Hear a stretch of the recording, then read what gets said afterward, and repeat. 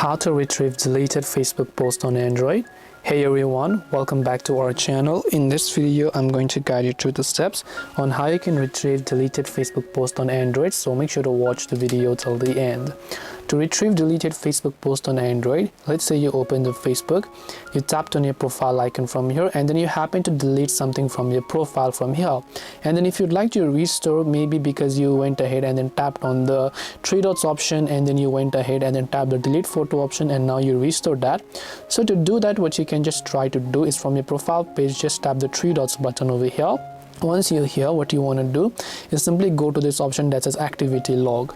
From activity log, if you look at the very top, one of the options you'll find there is recycle bin. So you can tap on recycle bin, and then you'll be able to see any sort of photos, videos, or anything that you might have deleted, and then you'll be able to restore them. This way you can retrieve deleted posts or photos on Facebook. Hope this video was helpful. If you have got any more questions, feel free to leave them down below. Thank you for watching and see you in the next video.